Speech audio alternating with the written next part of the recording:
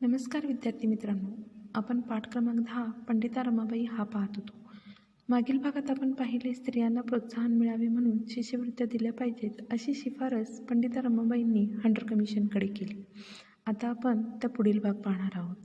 अनाथ, अपंग, विधवा अशा स्त्रियांची सेवा करून त्यांना स्वावलंबी जीवन जगता यावे यासाठी कार्य करण्याचा आपला निश्चय रमाबाईंनी पुणे, मुंबई, अहमदाबाद इथल्या पुढाऱ्यांना व धनवानांना कळवला. पण अशा कार्याची समाजाला काही गरज आहे हा विचारच काहींना पटला नाही. एका उदार गृहस्थाने 10,000 रुपये देऊन त्या रकमेत रमाबाईंनी त्यांचे 40,000 रुपयात होणारे काम करून दाखवावे अशी अट घातली. जिचे पती कालवश झाले आहेत, ज्यांचे आईवडील नाहीत, शारीरिक व्यंग आहेत, अशा स्त्रियांसाठी काहीतरी करावे असे पंडिता रमाबाईंना वाटत होते व त्यासाठी पंडिता रमाबाईंनी अहमदाबाद, पुणे, मुंबई इथल्या पुढाऱ्यांना व धनवानांना कळवले. पण त्यांना ते काही पटले नाही.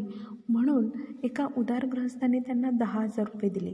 पण 10,000 रुपये दिल्यानंतर त्यामध्ये 40,000चे काम व्हावे असे त्यांना उदार गृहस्थाने अट घातल्यानंतर पंडिता रमाबाई म्हणाल्या, मला भारतातील सर्व स्त्रिया सारख्याच आहेत. जेथपर्यंत माझ्या शरीरात रक्ताचा एक बिंदुमात्र आहे तेथपर्यंत आपल्या स्त्री जातीचे कल्याण व सुधारणा करण्याच्या कामापासून मी परान्मुख होणार नाही. स्त्री जातीची सुधारणा करण्याचे व्रत मी धारण केले आहे.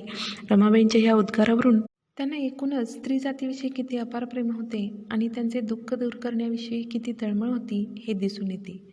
पैशाची अपेक्षा न करता भारतातील स्त्रियांसाठी मी जोपर्यंत जिवंत आहे तोपर्यंत मी कार्य करत राहणार, स्त्री जातीचे कल्याण व सुधारणा करणार असे पंडिता रमाबाईंनी व्रत घेतले.